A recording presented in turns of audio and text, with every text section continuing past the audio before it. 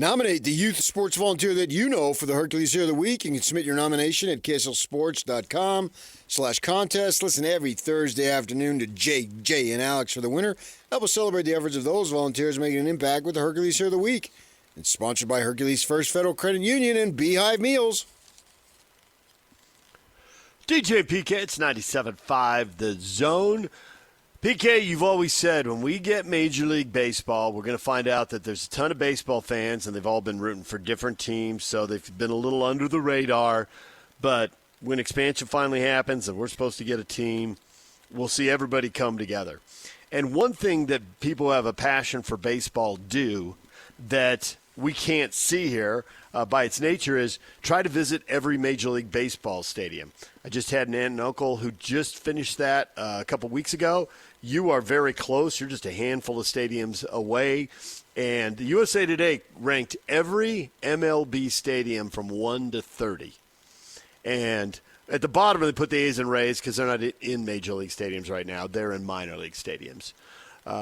Some of the teams at the top I expected, and I put it out there, what do you think of the list? And plenty of people commented on it because they do this kind of thing. And even if they haven't been to all of them, they've been to half or two-thirds of them and, you know, have been to and have opinions on the stadiums they've been to.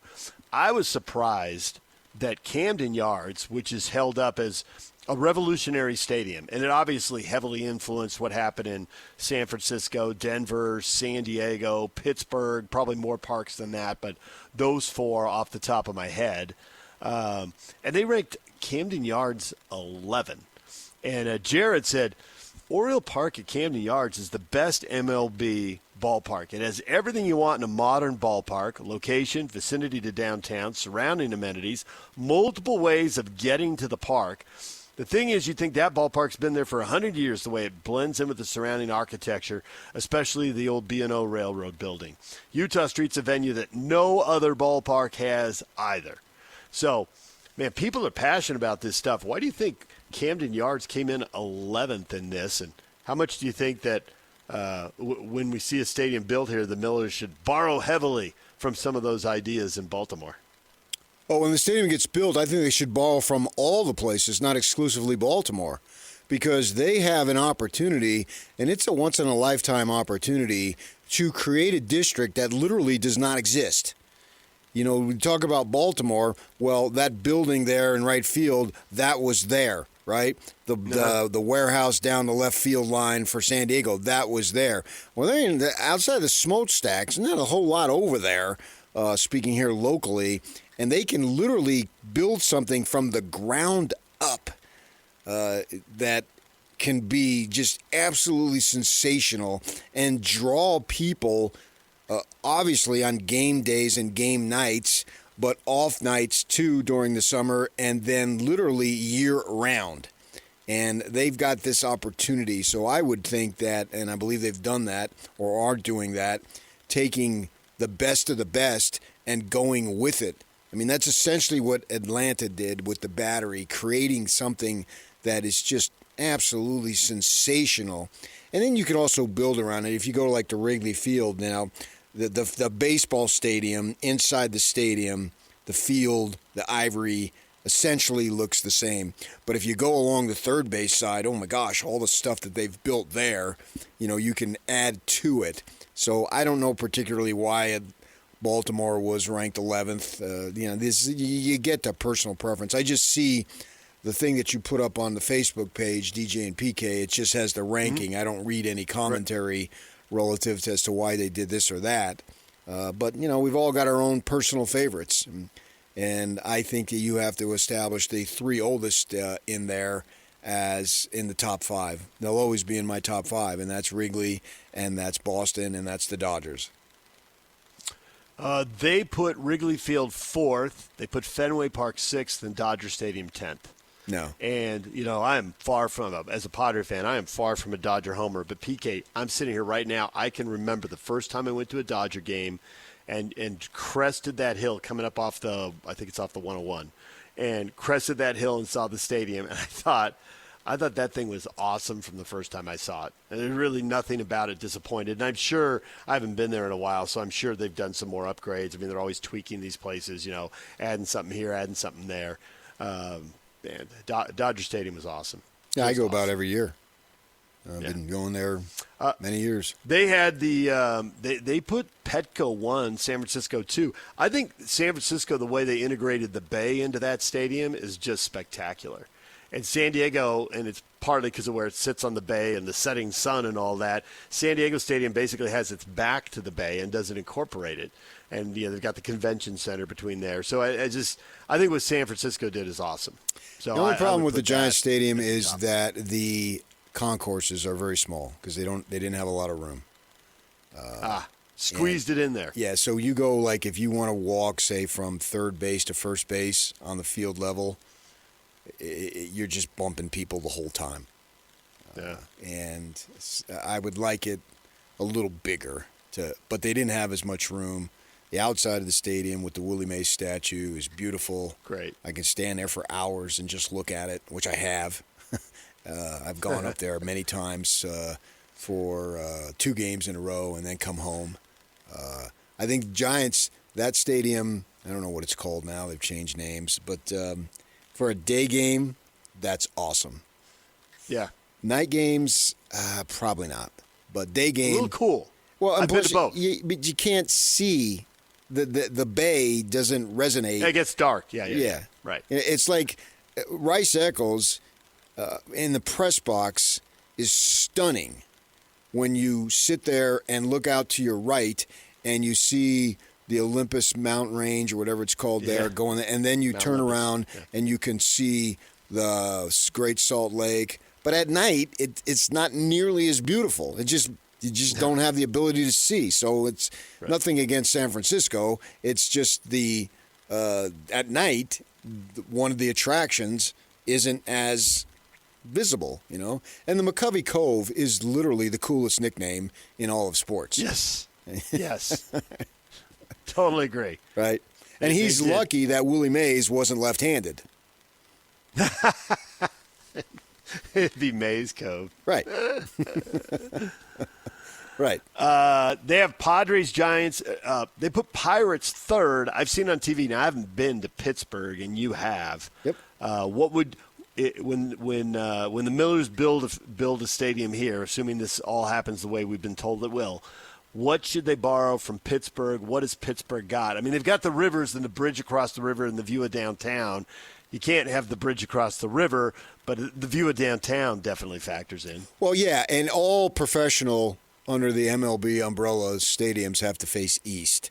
They can go a little southeast, but that's the way it has to be. And so, like when the minor leagues came down to UVU with that, was the Brett Brown Ballpark, they literally had to turn it around, right, if I remember correctly. Mm-hmm. And that's a nice place, too. And so here, I think locally, you've got to have the amenities around it. That's what's important these days, right? And emphasize and accentuate, particularly early in the season for first 2 months, the snow-capped mountains. And when we get to the World Series, which we will, they'll have some snow up there because usually at that time.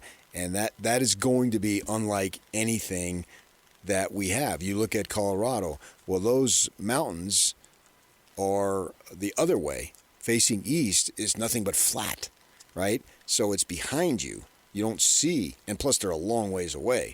Our mountains are right on top of us, which makes this aesthetically far more beautiful than anything in Colorado has ever seen is right here. And so find a way to incorporate that. Those mountains are just, when people come into this stadium, when it's built, and they look at that, we take it for granted, but yet we don't. I know for me, I don't sit there on my porch because I have a stunning view of Cottonwoods, right? I don't sit there every night and just ponder life looking at how beautiful that is.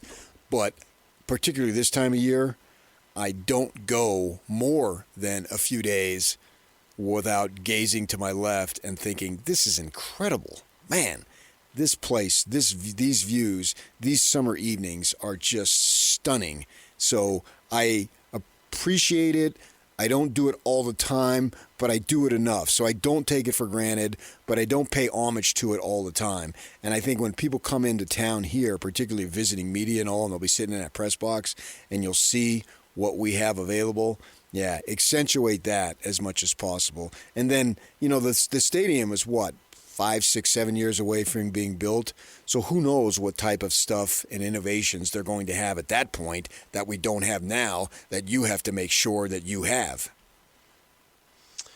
There are some of these stadiums are hard to rank, and one reason is that the retractable domes are really different, open and closed. I went to Seattle. I've only been to Seattle for one game, and the roof was closed, and I just thought it was kind of a big barn. Now, the photo they use here is they rank it, and they rank it pretty high. The roof is open. And it's of like, course it is. It's a completely different ballpark, Yeah. a completely different experience. It's like you said, it's like going to a day or night game in San Francisco. The view disappears, and that's half the magic right there. Right. I think that you have to add, when you go to Seattle, and the football stadium is there too, and I've gone to both. You walk, so many people walk down. You literally walk into it, like from the market if you want to. There's a decline, and I think you add that in there, and it has to have the roof open. Yeah, any stadium with the roof closed isn't as beautiful and as charming as with the roof open. We like to go to games in May in Arizona because there's a much better chance of the roof being open than it would be during June, July, August, and September. There's virtually no chance that the roof is going to be open then. But if you hit it in April and May, there's a decent chance, and it makes all the difference because then they have the panels in the outfield. They're open too. You can see, I was there last year on a Friday night, and they do fireworks. Well, they're not doing that for the majority of the season. So there's a big difference between open and closed, no matter where you are. Yeah. Yeah, I have to get back to Seattle and see it with the roof open. Yeah, when I've been there, the roof has been opened. And, yeah, it's spectacular. I was in Toronto a couple of weeks ago, and the roof was open. It was the day before, when we got into Toronto, it was like high 50s and cloudy. It was miserable. And then the very next day was 75, zero clouds, sunny as can be. And it made all the difference in the world. And you go to the stadium there, and it's open, and you see they got like the Space Needles behind you, like the thing in Seattle. You can ride up it, and you get way up there. Fortunately, the line was long for my wife, so I didn't have to go and just be a baby and close my eyes from my fear of heights. So I didn't. She wanted to go, but the line was so long, and we were creeping up against the time to get in the stadium. And I have to say, I wasn't disappointed. I really want to go. Too bad. Oh, darn. She was the one who said, nah, let's not do it. And I quickly, well, okay, if you insist, whatever you want. I didn't want to go at all. The thought of it makes me nauseous. I guess the thing they have to avoid when they build the stadium over on North Temple is what happened in New York, because the new Yankee Stadium just routinely gets panned. It just and here they've got it ranked in in the bottom half. It's just people don't like it. It's okay, but I mean that area, there's no room around it. And Citi Field, I was at Citi Field too. Right across the street is like one rundown auto repair shop after another. Oh, really? Yeah. Didn't really rebuild the neighborhood, huh? Not at all, no. And they were all That's open on a interesting. It's Sunday, like some places and it was they do jammed. and some they don't. Yeah, they didn't, no. Nope. Because in San Diego, that was a light industrial part of town. It was not. There was nothing glamorous or fun or any other positive word about that part of town. And now it is. Now there's hotels and restaurants. Yeah, but not completely, though. I mean, you go out where you park. And yeah, that direction over towards the train tracks. You're right. There's train tracks, freeway, and you get to the docks where they unload the ships pretty quickly. But if you go the other way, then there's tons of stuff. Sure, but where you go to park, you're going to go that way. If you walk, that's another story. Well, a lot of these are being graded on, can you walk, can you drive? Yeah, I know. So it's not simply just the stadium. That's the thing about Colorado. Right, and I think Colorado's that's why fine, but they're right. It's in the heart of downtown Dolo there, and it's really cool. Yeah. I was surprised Atlanta didn't do better because I haven't been there and you have, and you said that they built that whole cool neighborhood all the way around awesome. it. And the area outside absolutely impacts, your experience going to a game to one degree or another. The area, they call it the Battery, and we went on a Saturday, and the game started at like 3 o'clock. And so game ends, and Saturday night is just picking up, and it was a nice day. And the atmosphere outside of that stadium was as good as any that I've been. I was thoroughly, and it's huge too, to the point where they had like 3 bands playing and they weren't impeding on each other. There's enough room there that they could play their music, and tons of people milling around. You felt totally safe, no problem there. At least I did. I don't know if they've had any issues, but the night we were there, and all sorts of people, all sorts of different backgrounds were there, enjoying the evening, enjoying the community. And that's what a summer night and a baseball team can bring. And I think that's what will happen here when the stadium is built, when the team comes, is that so many people will just naturally congregate. Even if you don't go to the game, you still go over there because it's a happening place. There's so much going on. And it'll change the area in a manner that we haven't seen. Yeah. And obviously that stadium will be walkable for a few people. I mean, they've built, if you haven't been over there on North Temple, I mean, they've built a lot of brand new apartment buildings there in the last 10 years or so. But you'll have tracks, you'll have public reputation. But their tracks is there, and you'll be able to drive there. So that's what makes Utah's football stadium so good to get in and out, is that the tracks. The tracks is packed every home football game. And so you don't have nearly as many cars clogging it up. Yep. All right, DJ PK, it's 97.5 The Zone. The top 25 is out. People are reacting to the Utes and Cougars being just outside the top 25.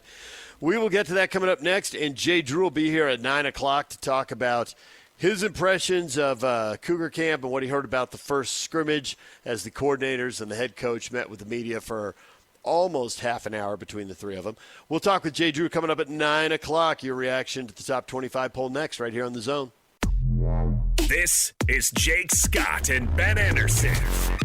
I can't imagine having been in a quarterback battle before necessarily makes it easier the next year, other than you may feel comfortable being more patient. I don't know why it reminds me of this, but have you ever gone to the store when you're going looking for avocados? There's 3 there and you need 2. And it's like, okay, which one of these hasn't been run over by a truck? Do you believe that your decision when you were flush with avocados has made you more capable of making a decision between the crappy avocados? Actually, I don't think it does. Maybe it gets you a little bit better of recognizing what the last good one felt like when you picked it up. Right. But that doesn't mean that that's sitting there. And that's not to say that maybe one of these isn't a good avocado at BYU. But just because you've bought a good avocado before doesn't mean you're guaranteed to get one. Hear Jake Scott and Ben Anderson every day from 10 to noon on 97.5 The KSL Sports Zone.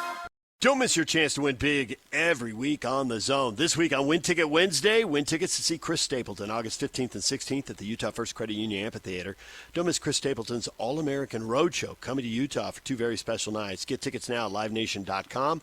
Listen to The Zone all day Wednesday for your chance to win. The AP Top 25 poll is out. There are Big 12 teams in the poll, and Big 12 teams just barely outside.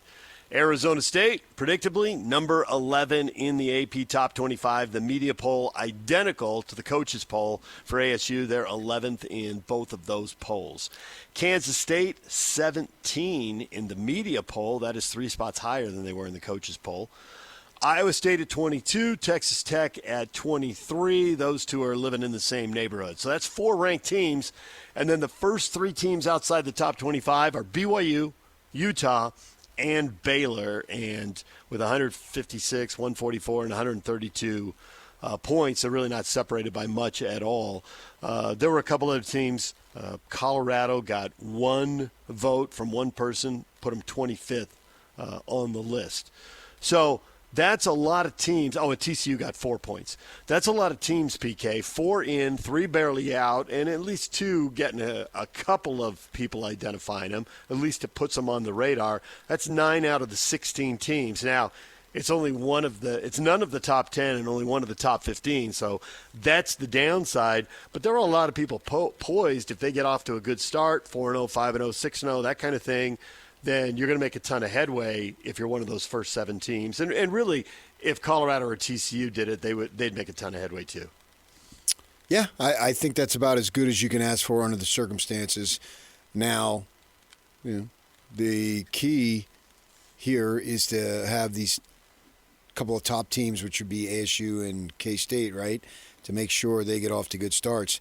Now, for all of you who are wondering about the Sun Devils because they're losing Cameron Scadaboo, who was by far the most impactful athlete in the history of the state in any sport, forget Randy Johnson, forget Larry Fitzgerald, forget Kurt Warner, forget your guy, Danny White, Joel Kramer of the Phoenix Suns. I mean, forget those guys. San Diego State Aztec, way to go! Thanks for the shout out. As all Sun Devil fans can tell you, this is the highest they've been ranked in the preseason poll since 1998, and the year in which that was, they started 0-2 and finished 5-6. Oh, that leaves a mark. I looked it up because I saw a bunch of people say, we've had that Chris Cartman on, and he put it out there. And I saw it, and I thought, what did they do in 98? Sure enough, they sucked. So there are a lot. I've read a couple stories about this, analyzing how this is right and how it's wrong. And there are, on average, 2 teams in the final top 10 poll that are unranked at the start of the year. And last year, the number was 3 because it was ASU at 7, Boise State at 8, and Indiana at 10. Mm-hmm. And there were 3 more unranked teams, SMU 12, BYU 13, and Iowa State 15 right behind them. So it's only getting more volatile now. And at the same time, we're seeing teams like Michigan and Florida State were in the top 10. And I read one story that Florida State's collapse from 13-1 to 2-10 and from preseason top 10 to unranked. Unprecedented and epic. How about that for a quote? Ha! Well, how far? Unprecedented and epic. But it just goes to the nature of college football with the transfer portal and with talent being concentrated in a couple leagues. A lot of these teams that are really good and are getting these top 10, they're going to replace a lot of talent because they're losing a lot of players to the NFL. Texas lost 4 offensive linemen. Oregon lost 3 defensive linemen in the first 3 rounds, and both starting offensive tackles were also drafted. That's a lot of guys to replace. Now, maybe got the money and the status, and with the transfer portal they can do it, but that's not a lot of continuity. That's a lot of really good players gone. Yeah, but that's college football. How's that any different? I mean, that seems to me more concentrated. Maybe it's not. Maybe I just missed it. And Maybe you said the 2005 the talent or whatever was concentrated. The talent is concentrated in 2 conferences. I totally disagree with that. That's just not true. I mean, the first 2 picks last year, neither of them played in the Big Ten or the SEC. Right, but if you look at real numbers, who's losing? And maybe it'll be Utah's offensive line this year. I mean, Kyle said, any of those 3 seniors might be able to play their way, sure. into draft status, of course, depending on how they perform. Yeah. And there are hits, like Iowa State lost 2 wide receivers to the draft, so that's something. But to me, losing 4 of your 5 offensive linemen is a bigger hit than losing 2 wide receivers. But that's the way it should be, though. They're draft eligible, and away they go. And then you bring in other guys, and that's just the nature of the game. And in some years, it's more prevalent than others if they are upperclassmen who've been out of high school for 3 years. I don't see where that's been much different. And who do you have? Croton got in trouble there because he lost a bunch of guys. If they would have redshirted Doman one of those years, the storyline changes. But they lost Staley and Doman the same time. and it was hard to recover. If Doman, and he played like, was a freshman or sophomore or whatever it was, a couple of plays, and in those days, you lost. That was it. Yeah. I mean, Yeah. Right. And so I think that's throughout the history of college football. Who do you lose? Who do you have coming back? I mean, that's around here you keep hearing, well, the Devils lost Scatterbo. Well, if he would have redshirted 1 year, would they have been picked in the top 5? Probably not. I think we're overestimating the loss of him. But, I mean, if he's the only reason why you were good last year, well, then you're going to suck this year. But I have to think there's a few more reasons they were pretty good. It wasn't simply a running back in a position that the NFL barely even acknowledges. I mean, obviously the Raiders took Genty as a first rounder, but that's so rare these days. But somehow in college it's irreplaceable. That doesn't make any sense. They seem to be extremely replaceable at the pro level, but they're irreplaceable at college. I don't buy that.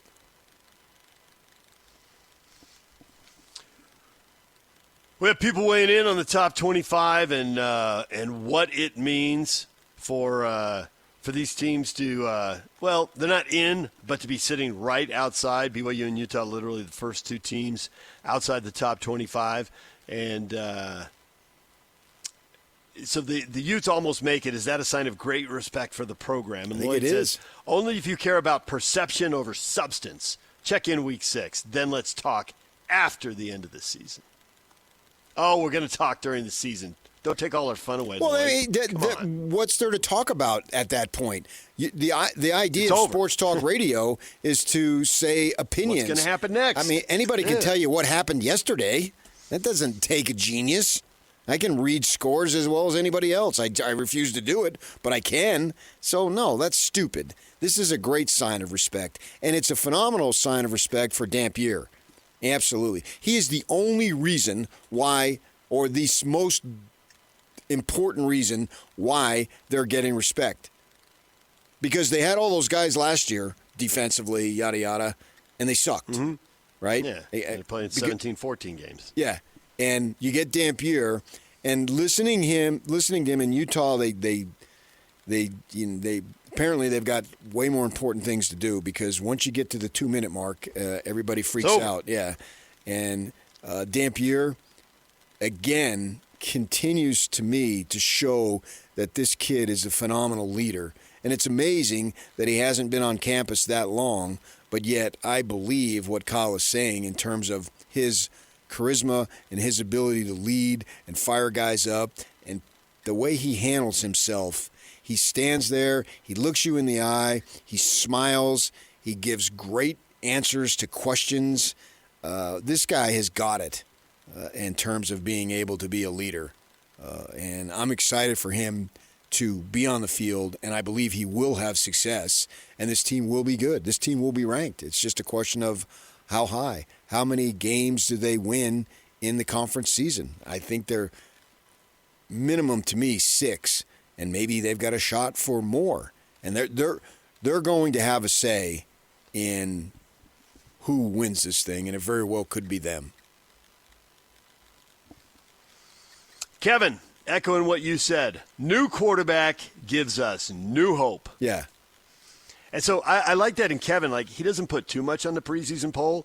It is what it is, and that's hope. You know, there's a sign that, all right, you combine a traditionally strong defense, what looks like a really good offensive line, and you put a quarterback behind it who made a lot of plays for a team that had no defense whatsoever last year at New Mexico. So the record isn't great, but, man, they scored so many points and picked up so many yards, you know. So new quarterback, new hope. Well, he's revitalized the it. entire program. Yeah. Think about this. I never want to hear Utah, any of its fans, ever complain about the transfer portal. And I don't care what Tanavasa had said prior before he went. He chose to leave, and a lot of anonymous keyboard warriors roasted him. Well, Dampier did the same thing. And whatever the reasons are and whatever was said, what's the difference? The bottom line is it's the same thing. And without Dampier, you're going with Isaac Wilson or a freshman or a junior college guy. That's the only thing I could think of, right? Right. And you were able to get him. If the transfer portal didn't exist, that's who you would have had at quarterback this year. And now hopes are sky high because of this young man. I think he just turned 20 a couple of months ago. And, yeah, I've never seen one player come in and provide such a jolt of energy in the manner that Dampier has done for the Utes. Nothing comes to mind. Cam Rising. No, because it took 2 years for him to get out on the field.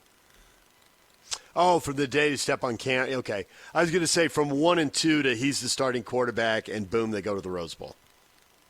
That was a jolt of electricity. But you're right, he'd been in the program, as opposed to somebody who hadn't been on campus. Cam Rising didn't change the whole complexion of the program before he took a snap. No. That's that part, yeah. Well, that's what I'm talking about. He changed it as soon as he took the snap. Oh, I don't think. No, I disagree. I don't think as soon as he took the snap, he changed. I don't think he changed everything.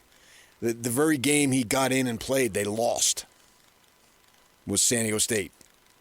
Triple overtime. But they still lost. Neutral field. So weird. One play. Yeah. And then it took a bit. In my eyes, it should have taken much sooner. Shouldn't have taken as long, I guess is the best way to say it, better way to say it. Yeah. Because I thought he was the guy. And I thought he had tremendous leadership skills, too, in a different manner. And that's the great thing about leadership. There's no one way or forget it. No, there's a lot of different ways to do it. And the way he did it was his way, and everybody fed off of that, and that was great. Dampier seems to be far more charismatic and electric, and it's like, okay, I got to do interviews? Great, let's go. I am a natural at this. I can stand in front of these cameras and these media folk, whatever they're holding in front of my face, and I can answer them so very well. I've been extremely impressed with this kid. And if his success, to the way he handles himself, translates to anything close on the field, yeah, they're going to be really good. It's amazing to me how he's done it before even taking a snap. It's changed the whole outlook of the program. So be grateful for the transfer portal, because I don't know what position you'd be in without the transfer portal. And if you want to argue with me, Utes, let me hear what you got. PK loves to argue. I do. Let him get his jersey on, people. Especially That's about his new this. It's jersey. about sports, you know? It should be fun. It's fun to discuss. Nah, you're nuts. Here's what I think about this. None of this is life-altering. This is fun stuff. That's why I love this job. We're talking about fun stuff. It's entertainment. This is what I've thought of Dampier so far to date. Now, he still hasn't taken a snap in less than 2 weeks. He will take a snap, and it'll be great to watch. I'm excited for it. I'll be there sitting in the Rose Bowl again, where I've first sat friggin' almost 30 years ago. Amazing how that played out, but here we go again, and very well could be my last time sitting in that stadium as a media member, so I'm certainly going to soak it up. I may go down to midfield and kiss the turf. How about that? Okay, so 30 years ago was the first time you were there with the media? Mm-hmm. You had to have been – you covered something at the Rose Bowl, didn't you, when you were at the Daily Breeze? Yeah. That's what I'm talking about. Well, then that'd be 32 years ago, 35 years ago. You know me in 40. numbers. Okay, 40. Do I hear 42? Do I hear 43? Do I hear 44? 85. You were there. Come on. Okay, sure. I understand. I wasn't working at the Daily Breeze in 85. Oh, okay. I got the timeline wrong. It was close, though. You're right. Wow. Yeah. I think I got there right at the end of 85, so it was more of 86. Yeah. After a lousy season, the Utes almost make the preseason top 25. Isn't that a sign of great respect for the program? Ben with a simple yes. David, sure. Does it mean anything? No. I disagree with that. Yes, it does. You got to back it up on the field. Of it course. means a little bit, but look at Florida State going 2-10 last year. All sorts of respect, and then they just got obliterated. And one of the guys on the College Station was talking about that the teams that went over to Ireland to play, since they've been doing it, which is a small sample, only one team has won 10 games. And we know Florida State did that last year, and then they sucked the whole season. Yeah. All right, DJ PK, we got to take a break. Jay Drew's coming up at the top of the hour. We'll talk about the BYU quarterback competition with him, some of the other notable comments from the coordinators and head coach Kalani Sitake after the scrimmage on Saturday. Jay's at the top of the hour right here on The Zone. Ladies and gentlemen, may I present... This is JJ and Alex. Joining us on the program right now, Steve Bartley is our Utah insider for KSLSports.com. I think Wayshawn is going to be the bell cow. If there's going to be a 1,000-yard rusher, I think it's going to be Parker. And then I think Dampier takes a lot of that designed QB run stuff. That's still going to be an element, just not to the same extent that it was at New Mexico. Do you think having to be that productive in the run game hurt him in the pass game, Dampier? Ooh, that's a great Because question, I'm wondering, JJ. the 12-12 touchdown interception ratio. And if they ask him to not run the ball as much and he's got to throw it more, he better be more efficient than 12 Did and 12. that lend to him being less efficient as a passer? You know what's interesting? When you look at Devin Dampier's production, when he had a clean pocket, really encouraging numbers. I think he was 63% completion percentage, 9 touchdowns, 5 interceptions. You'll take that sort of production as a passer. Catch JJ and Alex afternoons from 3 to 6. Presented by G2G Bars on 97.5, the KSL Sports Zone. After a lousy season, the Utes still almost made the preseason top 25. Is that a great sign of respect? And for the league, 4 teams in the top 25, 5 others in others receiving votes. There are a lot of people. I mean, the Big 12 is getting a lot of teams on the radar. How much of this, I think, just goes back to quarterbacks, PK? The league's loaded with quarterbacks. And in preseason polls, is your coach back? Is your quarterback back? How many starters do you have back? If you have a good quarterback back, that's a big piece of the puzzle at this time of year. I agree. Yes, I think that's a big deal. You can go through it and look at it. Texas, obviously, was the exception. Arch Manning has just got a ton of hype. We'll see how he does. Ohio State's got a quarterback battle. But we're talking specifically about the Big 12, and obviously Leavitt's back at 11, and then you go down to Kansas State, and Avery Johnson is back. Iowa State, Beck, Tech. Did I miss somebody? Those are the 4. Okay, yeah. BYU, they're getting a level of respect too because that was a national story. Oh, yeah. And if I'm the Cougars, I don't really know that I can complain about not being in because of what happened. Now, obviously, if he were to return or didn't do what he did or whatever and still was there on the team, I think they would be picked much higher. I mean, that goes without saying. And Utah, they look at it, they got a quarterback and he's healthy because I know they've got everything else. I mean, that's not me saying it. I'm projecting myself in thoughts of out-of-town voters, right? Is they're thinking, that Whittingham guy, man, he knows defense. Yep. If there's anything he knows defense. And he knows defense as well as anybody who is in the game right now. So I know, even if I couldn't name you any guys, I know they got guys. Yeah. You don't have to know. That's how we talk about Ohio State, right? Yeah. We don't know who their guys are, but we just don't think Ohio State's getting caught short. They're not. I mean, we desperately hope they do, but they seem to find a way every year.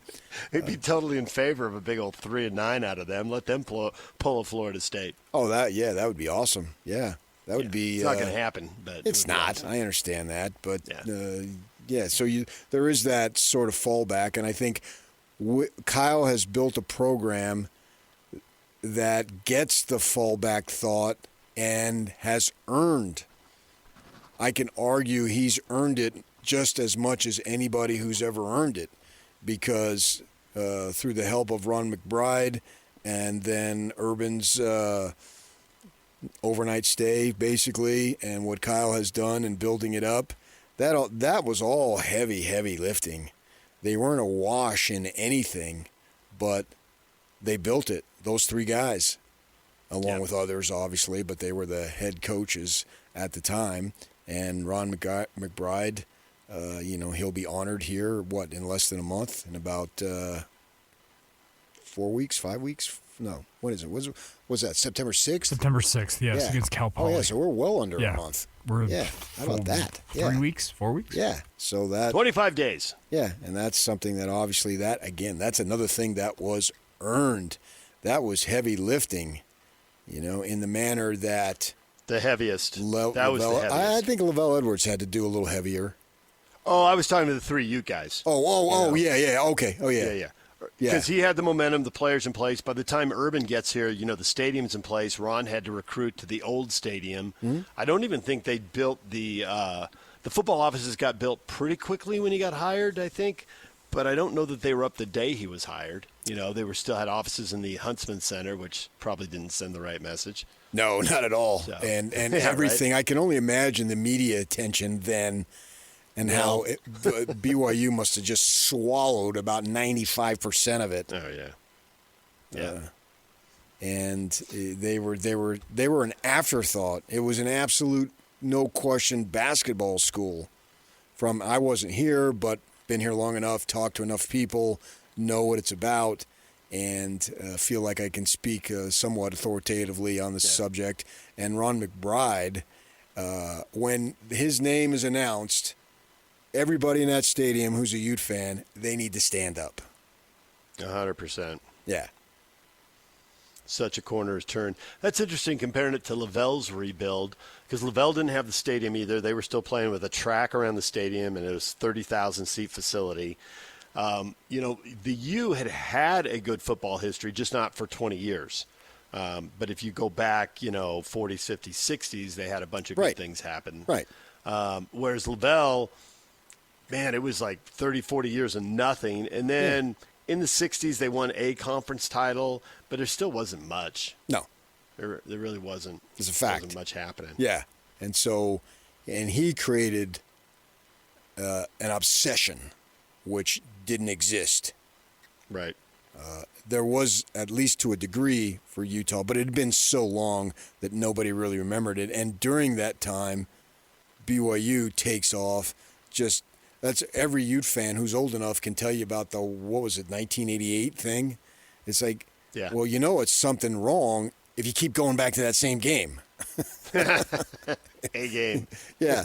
Now, nobody goes back to a singular game because there's been so many of them in terms of beating your rival, right? Which one did you like? What was your favorite one? Because there was a whole bunch of them, right? Well, when I got here, they're always talking about that other game that I had to check it out. I had to go look it up.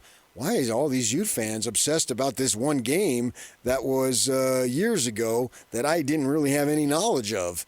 And then I found out about it, and Scott Mitchell and all. We obviously got to know him a little bit. And, okay, that's pretty cool. But what's even cooler is it would take you a minute to figure out, well, which rivalry beatdown did I like the best? And that didn't occur until Ron started doing his thing. Yeah. And away they went. So the great thing about all the respect that they get now is nothing is just automatic. It has all been earned. And that's what's so cool about it. There's any default that Utah gets in terms of positive publicity. It's come through hard work. DJ and PK, it's 97.5 The Zone. Jay Drew is next, BYU beat writer for the Deseret News. His thoughts on the top 25 poll and on what Kalani and Jay and A-Rod had to say after the scrimmage. We'll talk with him next. Stay with us.